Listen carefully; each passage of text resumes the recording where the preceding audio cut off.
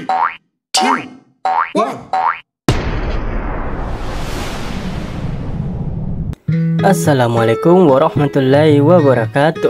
Halo kawan-kawan semua, dimanapun kalian berada, Nara doakan kita semua dalam keadaan yang baik-baik saja. Baiklah kawan-kawan, tanpa menunggu lama lagi, mari kita lanjutkan ceritanya.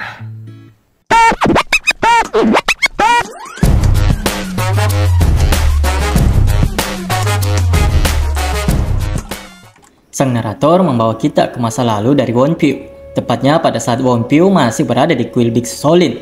Wonpil pada waktu itu hanyalah seorang anak yang sangat patuh pada aturan. Saat dia sedang menyapu halaman, teman-teman lainnya sedang berlomba-lomba memanjat pagar untuk melihat seseorang yang baru saja tiba di tempat mereka. Wonpil yang baru berusia 6 tahun pada waktu itu tentu saja bertanya-tanya apa yang sebenarnya terjadi. Mengapa teman-teman mereka rame-rame seperti itu?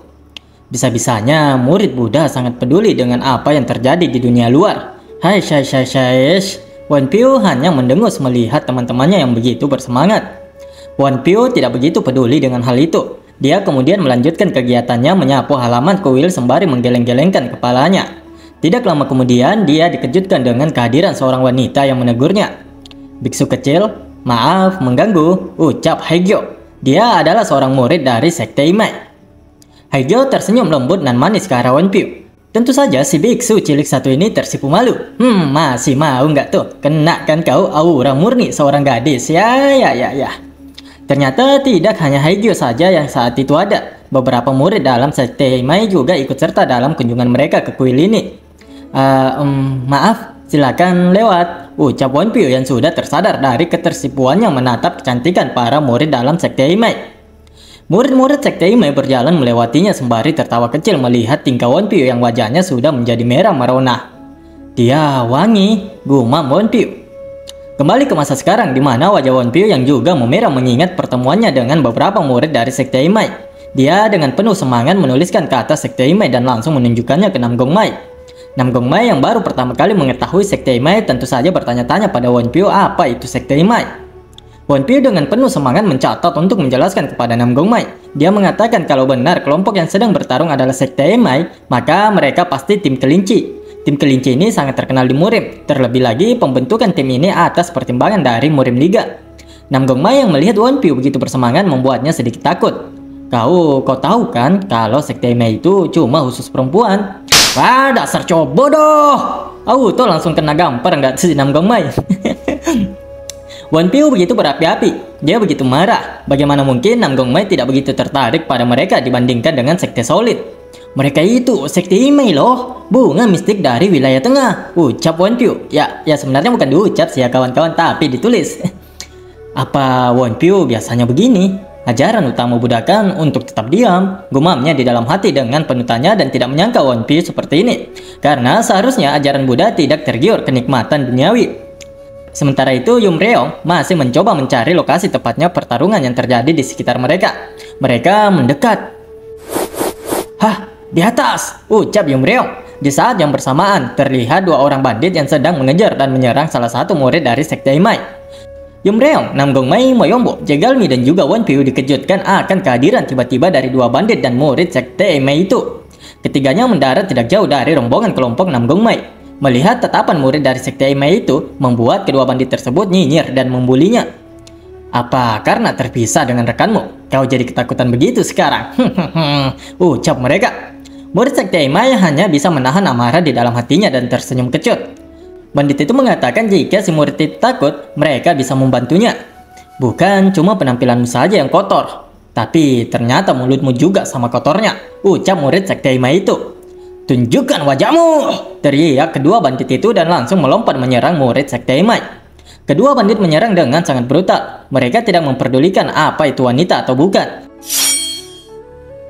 Salah satu bandit itu tersenyum karena berhasil menebaskan pedangnya hingga topi yang digunakan oleh murid Sekte Imai itu terlepas. Dia menutup sebagian wajahnya dengan tangannya yang terlihat begitu besar dan berurat. "Beraninya mempermainkan wanita. Aku, Rit, takkan memaafkanmu." Dan yap, apa yang kawan-kawan lihat merupakan salah satu trap terbaik dalam manhwa. Ya gimana tidak ya kawan-kawan, dari cerita yang disampaikan Wonpil, mereka adalah gadis-gadis cantik dan nyatanya inilah Rin. murid dalam dari Sekte Imai, tim kelinci. Lihatlah wajah yang penuh ketegasan dan penuh tekad itu. Wajah yang dipenuhi dengan kebanggaannya tersendiri. Tapi ya begitulah. Kocak mereka ini yang melihat. Ayam mati! Suara menghardik tembus ke telinga Nam Gong Mei. Nam Gong Mei yang begitu terkejut melihat penampilan Ahrin lalu mencoba menoleh ke arah Won Pyo dengan keringat yang telah dipenuhi di wajahnya karena rasa cemas terhadap Won Pyo. Won Pyo, latihan heningmu, ucap Nam Gong Mei gemetaran. Ya tentu saja dia tidak bisa mempercayai pendengarannya. Bagaimanapun ini pertama kalinya dia mendengar Won Pyo bersuara dan kata pertama yang dia keluarkan adalah kata-kata mutiara. Bandit yang mengejar Ahrin juga tidak ketinggalan untuk membulinya. Cik, kukira setidaknya dia agak cantik karena wajahnya tertutup kain. Tapi aku jadi pengen mual sekarang. Ternyata dia adalah Lady Boy, ucap bandit itu. Mendengar ucapan dari bandit tersebut membuat Ahrin menjadi sangat marah. Barusan, apa kau memanggilku Lady Boy? Kalian semua pantas mati, ucapnya yang diiringi dengan auranya yang langsung keluar dan bersiap untuk bertarung secara serius. Akan tetapi sebelum Ahrin siap untuk menebas kedua bandit-bandit yang mengejarnya itu, dia dikagetkan dengan Nam Gong Mei yang tiba-tiba maju di hadapannya. Jangan mengatakan hal yang tidak sepantasnya dikatakan pada seorang wanita. Ya. Mantap Nam Gong Mei. Dan ya, wanita mana yang tidak tersentuh dan tersipu malu dibelain seperti itu? Mana yang belain MC lagi ya kan kawan-kawan? Pria ini gumam Ahrin menatap punggung Nam Gong Mei yang bersedia untuk membelanya. Sementara itu apa yang dipikirkan Nam Gong Mei? Karena dia menyebut dirinya perempuan, seharusnya dia beneran perempuan kan? Ya matilah. Hai kocak. Bandit itu lalu membisikkan sesuatu ke telinga temannya. Entahlah apakah mereka lagi-lagi membisikkan kata bulian atau seperti apa. Namun setelah kalimatnya selesai, keduanya lalu fokus ke arah rombongan pedagang yang tentu saja membawa begitu banyak barang yang pastinya cukup menguntungkan bagi para bandit tersebut. Senyum sumringah kini tergambar jelas di kedua bandit itu. Aku merasa kesal ketika melihat wajahnya. Tapi ternyata ada barang-barang bagus di sini.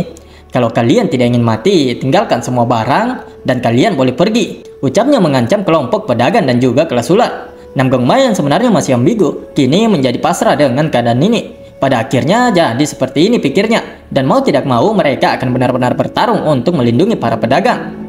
Nam Gong Mei mengangkat pedangnya, bersiap untuk pertarungan yang tidak mungkin bisa dihindari lagi. Namun, kini sebuah tangan yang cukup besar menghentikan gerakan dari Nam Gong Mei dan dengan cepat berada di hadapan Nam Gong Mei. Cocoklah kawan-kawan, baper si Ahrin ini. Kini situasinya berbalik ya, yang tadinya Nam Gong Mei yang maju, sekarang Ahrin yang maju untuk melindunginya. Bahaya. Mundurlah, ucapnya sembari tersipu malu. Wajahnya semakin merah merona. Astaga. Lanjut. Nam Gong Mei begitu gemetaran ketika Ahrin maju melangkah di hadapannya. Seram. Itulah yang dia gumamkan hingga dia tidak bisa menahan gemetar di tubuhnya. Ahrin mengetahui bahwa Nam Gong Mei memiliki ki yang tidak stabil saat ini dan juga jelas-jelas kalau dia sedang terluka. Kenapa kau melakukan ini padaku? Demi melindungiku, gumamnya bertanya-tanya. Sang narator membawa kita sejenak ke masa lalu Ahrin, tepatnya pada saat Ahrin berusia 5 tahun. Ahrin duduk terdiam di depan sebuah toko milik ibunya. Ahrin, jangan di luar, sini masuk ke dalam, ucap ibunya memanggil Ahrin untuk masuk. Ahrin yang baik dan patuh, hanya bisa menuruti kata ibunya. Ya, daripada dikutuk jadi maling kundang ya kan? Dan kawan-kawan lihatlah bagaimana kokoh dan kerasnya seorang yang berjuang untuk menafkahi anaknya, ibu Ahrin yang sedang memotong daging dagangannya. Tangannya begitu besar dan kuat juga berurat menandakan bahwa beliau bukanlah orang lemah. Untuk apa kamu berkabung di luar sana demi anak yang bergabung dengan Sekte Imai? Ayo berkemaslah, ucap sang ibu. Ayo di mana? Tanya Ahrin pada ibunya. Mendengar pertanyaan tersebut membuat sang ibu sedikit tidak senang. Dia dengan keras langsung menancapkan pisau dagingnya ke meja. Lagi-lagi, suara yang lemah itu, ucapnya menatap Ahrin. Dan ya, inilah ibu Ahrin. Beliau bernama Ibu Yo. Ibu Yo meletakkan pisaunya dan berjongkok di hadapan Ahrin. Dia memegang kedua bahu putrinya itu dan menasihatinya tentang banyak hal. Ingat, apa yang ibu katakan padamu, ucapnya dengan wajah yang sangat serius. Ahrin balita menatap sang ibu dengan sedikit keterpaksaan. Akhirnya dia berkata, cowok itu lemah dengan yang kuat, dan kuat kepada yang lemah. Benar, semua cowok itu seperti itu. Ayahmu juga sama, jadi kau sendiri harus kuat, ucap sang ibu dengan tegasnya. Entah ibu Yo ini telah disakiti seperti apa oleh suaminya, namun kekecewaan dan rasa sakitnya benar-benar telah mengubahnya. Tidak hanya penampilannya saja, akan tetapi juga pemikirannya. Dia selalu mengatakan kepada putrinya untuk menjadi lebih kuat. Lihatlah bagaimana ibu Yo yang sangat kuat ini, dada yang begitu kekar dan keras, lengan yang penuh dengan otot dan berurat. Apa tidak ada cowok lemah tapi tidak menyerah dengan yang kuat? Tanya Ahrin yang masih begitu polosnya. Yah, kalau ada cowok seperti itu, kau harus buat dia jadi milikmu. Pantas ya, si Ahrin itu kayak gimana-gimana gitu, lihat Nam Gongmai. Kita kembali ke masa sekarang, di mana Ahrin yang masih tersipu malu karena Nam Gongmai. Nam Gongmai yang disuruh mundur oleh Ahrin juga tidak membantahnya dan langsung mengiyakan apa yang dikatakan oleh Ahrin. Aku akan mengurus semua ini. Jadi kamu kembalilah, ucap Ahrin malu-malu. Kau melihat kemana? Teriak dua bandit yang tiba-tiba sudah melompat dan berada di atas Ahrin dengan pedang mereka yang siap ditepaskan. Kini lebih banyak lagi anggota para bandit yang bermunculan. Kedatangan para bandit tentu membuat para pedagang menjadi semakin panik. Mereka pastinya tidak menyangka ada begitu banyak bandit di sekitar sini dan kini berdatangan ke tempat mereka. Grup ular, bersiaplah untuk bertarung, teriak instruktur Han Jung Hyuk pada murid-muridnya. Moyombo, Jegalmi, dan juga Yumreong kini telah bersiap untuk menghadapi para bandit. Moyombo langsung meraih satu pedang di punggungnya. Refleks yang sangat baik dari Moyombo yang bisa dengan cepat meraih pedang dan menangkis pedang salah satu bandit yang ternyata langsung menyerangnya. Moyombo mengingat saran dari Nam Gongmai agar dia sebisa mungkin menghindari semua serangan langsung, dan yang terpenting adalah dia harus mengontrol ki-nya. Kontrol ki-ku, aku tidak terlalu bisa untuk mengontrol ki milikku. Tapi setidaknya, Moyombo lalu melepaskan pedang yang digunakan untuk menangkis serangan barusan. Di saat bersamaan, bandit yang menyerang Moyombo juga dipaksa untuk mundur.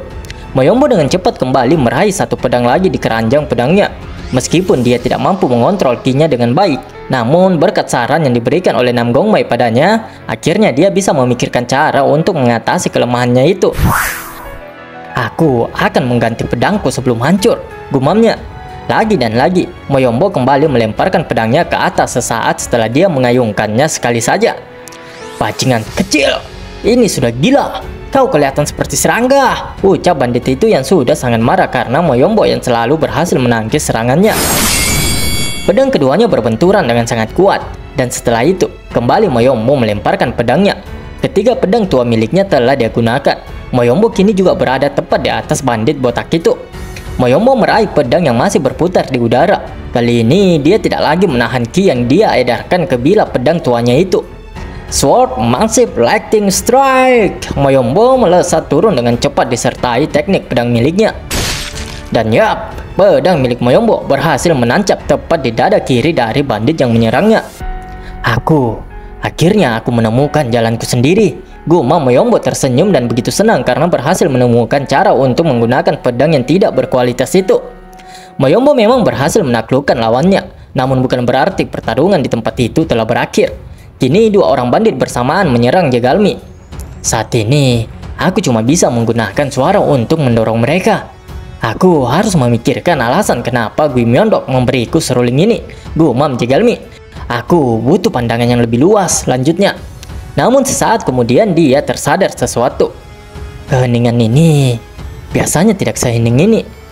Seruling ini, gumamnya penuh tanya di benaknya. Seruling yang digunakan oleh Jegalmi memang bukanlah seruling biasa. Itu merupakan seruling yang terbuat dari kumpulan bambu hitam. Karena kekuatan serta elastisitasnya sama seperti baja, bambu hitam adalah bahan yang langka. Jegalmi akhirnya menyesali pemikirannya selama ini. Dia bergumam jika dia benar-benar sudah berpikiran sangat pendek. Dan kemudian Jegalmi mengubah gaya bertarungnya. Jegalmi kemudian mengedarkan energinya, tidak hanya pada dirinya, juga melapisi seruling miliknya menggunakan energi ki-nya. Hiya! Kedua bandit ini berteriak dan semakin dekat pada Jegalmi. Tong kosong nyaring bunyinya. Begitulah kedua bandit ini hanya bisa berteriak. Namun satu tebasan dari Jegalmi yang menggunakan seruling pemberian guru Gui Myeondok langsung menghempaskan kedua bandit yang hendak menyerangnya. kan? Bisa juga digunakan seperti ini, ucapnya begitu sumringah. Seperti halnya dengan Moyombo, Jegalmi juga memahami cara lain untuk memanfaatkan senjata yang telah diberikan guru Gimyondok. Sementara itu, Yumreong mencoba menggunakan tekniknya sendiri meskipun itu masih tidak cukup hebat. Kemampuan suaraku masih belum hebat, jadi mari buat area yang lebih luas lagi. Aku harus fokus menyerang, gumam Yumreong sembari mengamati setiap pergerakan di area sekitarnya. Di saat yang bersamaan, seorang bandit sudah berada tepat di hadapannya. Namun Yumreong tidaklah panik karena memang sudah menyadari kedatangan bandit tersebut. Dengan cepat, Yumreong melemparkan beberapa kunai ke arah bandit tersebut. Dan inilah yang terjadi terhadap bandit tersebut. Teriak tentu dia kesakitan karena beberapa kunai yang sudah menancap di tubuhnya. Suara teriakannya semakin keras di saat sebuah kunai sekali lagi menuju ke arahnya. Beruntung baginya, karena Yumreong tidak berniat untuk membunuhnya dan hanya sedikit menggores wajah dari bandit itu. Yumreong berhasil menggunakan senjata yang diberikan oleh sang guru dengan mengkombinasikan kunai-kunai itu dengan teknik miliknya. Dan hasilnya itu sangatlah baik. "Serang pria itu!" teriak seorang bandit yang menyuruh kawannya untuk menyerang Wonpyo yang masih termenung di sana. Wonpyo seakan benar-benar tidak peduli dengan kedua bandit yang semakin mendekat ke arahnya. Wajahnya begitu kusam dan menyeramkan. "Sekte Maiku, aku pasti salah lihat. Ini tidak mungkin terjadi," ucapnya begitu gemetar. Masih tidak terima dia kawan-kawan.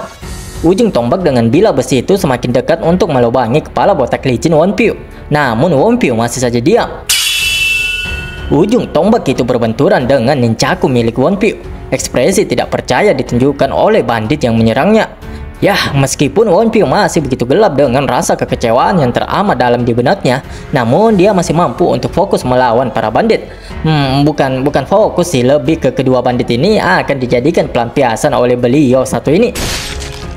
Wonpyo menarik dan mengayunkan nunchaku miliknya. Dagu bandit botak itu terkena telak dan dipukul mundur dengan begitu mudahnya. Tidak sampai di situ saja, bahkan kedua bandit tersebut benar-benar dihajar di udara tanpa belas kasih oleh Wonpyo. Aku lagi kesal. Kalian semua matilah sekarang.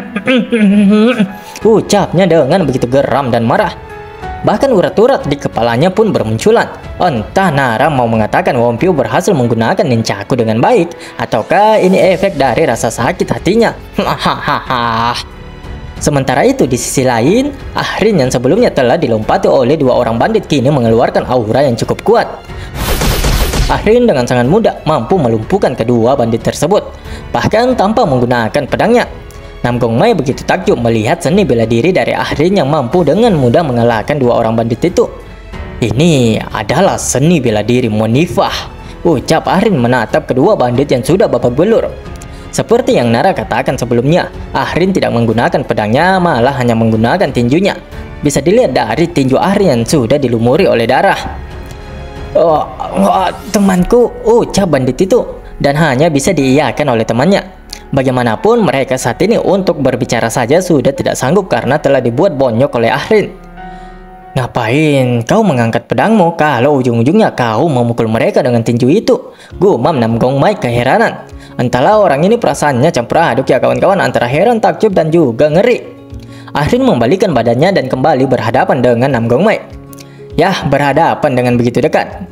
"Jadi, begini, kasih tahu nama kamu dong," ucap Ahrin ragu-ragu.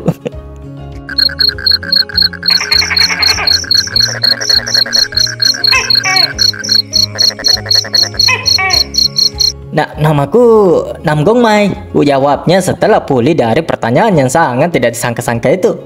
"Nam Gongmai, jadi kau anak dari keluarga Namgong ya? Namaku Ahrin," ucap Ahrin memperkenalkan dirinya. "Ahrin, kelihatannya kau kuat. Kau tidak terluka sedikit pun," ucap Nam Gongmai. Dia lalu menoleh dan melihat rekan-rekannya yang lain. Terkecuali instruktur Ren Jung Hyuk dan juga Nam Gongmai, semua anggota kelas ular saat ini sedang baku hantam dengan para bandit yang datang tiba-tiba dan langsung menyerang mereka. "Temanku masih bertarung, jadi aku akan membantu mereka dulu," ucap Nam Gongmai. Nam Gongmai segera langsung berlari meninggalkan Ahrin menuju kelompoknya. Ahrin hanya menatap Nam Gongmai yang bergegas menuju ke arah teman-temannya. "Iya, bantulah temanmu. Ya, ya, ya, wak, wak, wak, wak, semudah itu gak jatuh hati. Yo, Ahrin. Saat Nam Gongmai berlari, seorang bandit seketika muncul di hadapannya dan langsung menebaskan pedang ke arah Nam Gongmai. Baiknya, Nam Gongmai memiliki refleks yang cukup baik dan langsung melompat untuk menghindar. Di saat bersamaan, saat dia menghindari serangan barusan, Nam Gongmai juga mengaktifkan teknik reverse flow. Ki milik Nam Gongmai dengan cepat menyelimuti pedang miliknya, dan tidak membutuhkan waktu serta usaha yang berlebih, Nam Gongmai berhasil menebaskan pedangnya ke arah bandit tersebut. Nam Gongmai tentu memiliki kebanggaan tersendiri terhadap perkembangan dirinya saat ini.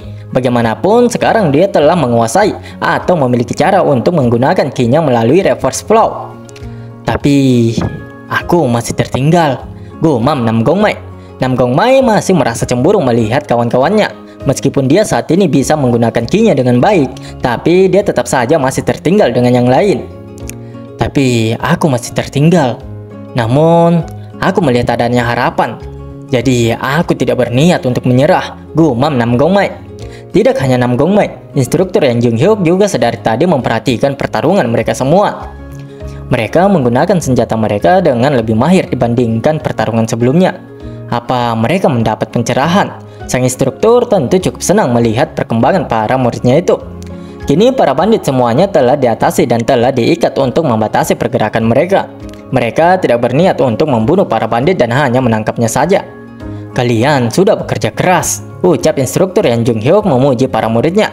Dia cukup puas dengan perkembangan mereka saat ini. Tentu saja wajah penuh kebanggaan terpapar jelas di wajah mereka. Terkecuali Wonpil, beliau satu ini masih dibanjiri oleh air mata. Ya tahulah ya kawan-kawannya.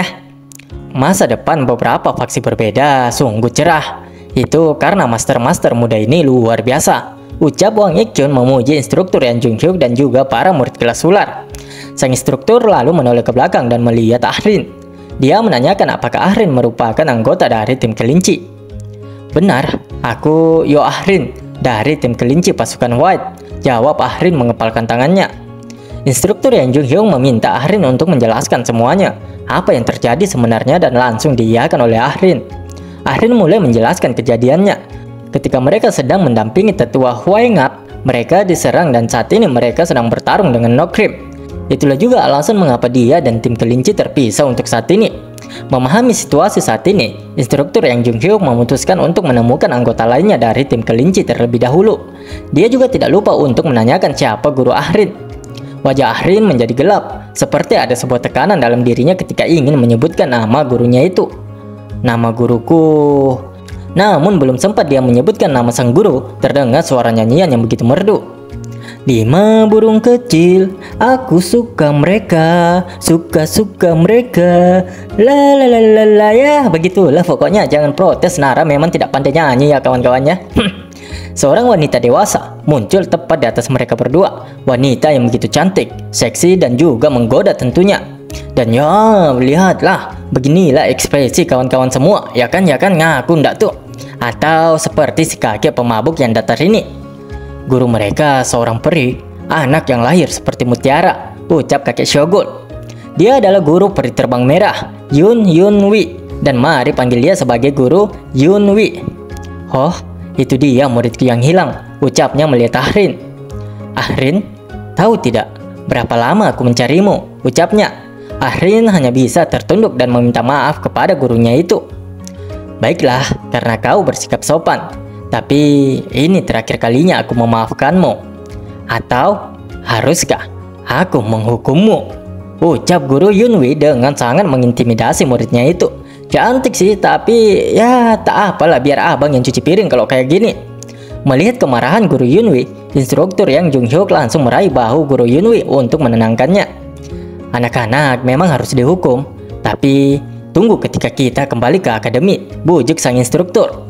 Guru Yunwi seakan tidak terima dengan instruktur Yang Jung Hyuk yang memegang bahunya seperti itu. Dia memutar badannya dan memancarkan aura yang tentu saja membuat sang instruktur sedikit panik. Namun yang terjadi adalah, guru satu ini lebih parah ternyata dari muridnya. Melihatmu yang menatapku dengan tatapan seram seperti itu, apa kamu mencoba menghukumku, Sword Demon kecil? Ucap guru Yunwi dengan suara yang menggoda dan mendayu-dayu. Kenapa kau tiba-tiba tiba begini, ucap sang instruktur dengan suara sedikit gemetar. Bagaimanapun dia sama sekali tidak menyangka kalau guru Yunwi akan berbalik dan langsung memeluknya dengan manja. Bukannya kau bilang aku ini perih, ucap guru Yunwi. Percakapan yang sebenarnya tidak amat-amat penting yang Nara masukkan, namun begitulah Nara yang ternyata telah didengar dan diintai sejak awal oleh salah satu tokek hijau dari balik pohon yang tidak jauh dari tempat mereka. Namun sepertinya tokek hijau ini tidak mendapatkan tugas untuk melakukan penyerangan langsung terhadap kelompok Nam Gong Mai. Setelah menyaksikan semua kejadian serta percakapan antara para bandit kelas ular dan juga kelas kelinci, tokek hijau itu langsung menghilang dan meninggalkan tempat tersebut. Tidak lama kemudian, sang pengarah memperlihatkan kita di mana si tokek hijau ini telah sampai di sebuah rumah. Rumah ini merupakan markas dari para ninja bayaran tersebut. Dia lalu meminta izin untuk melaporkan semua yang telah dia saksikan dan juga dengar. Bos tokek itu lalu menanyakan bagaimana situasinya. Untuk memudahkan penyebutannya, kita sebut saja dia Aran untuk sementara waktu sampai diperkenalkan nama sebenarnya. Meskipun perawakannya mirip si Dai X, tapi di dahinya tidak ada tanda X itu. Bawahnya kemudian menjelaskan bahwa mereka telah menghasut semua bandit yang ada untuk menyerang setiap orang yang lewat. Mereka juga pada akhirnya menemukan para tetua di perjalanan itu. Kita tidak bisa bergerak karena tetua dari sekte atas bersama mereka. Jadi kita hanya perlu mengikuti mereka dengan hati-hati untuk saat ini, ucap Aran. Tidak lama kemudian seekor burung merpati pengantar pesan masuk dan langsung hinggap di tangan Aran. Saat membuka surat tersebut, ekspresi dari Aran menjadi sangat terkejut. Mai, atau dalam bahasa para assassin tokek hijau itu, izin diberikan. Entah izin atas misi apa yang diberikan kepada Aran untuk memulainya, tidak dijelaskan untuk saat ini. Namun nama Aran untuk tokek hijau ini sepertinya sedikit lebih keren ya kawan-kawannya. Tapi ya tidak masalah lah. Lagi pula pertemuan kita kali ini singkat saja sampai di sini. Maaf. Ngomong-ngomong terima. Nggak sampai gak jadi luar suara aku. Aman ya. Aku merekam soalnya buat kan konten.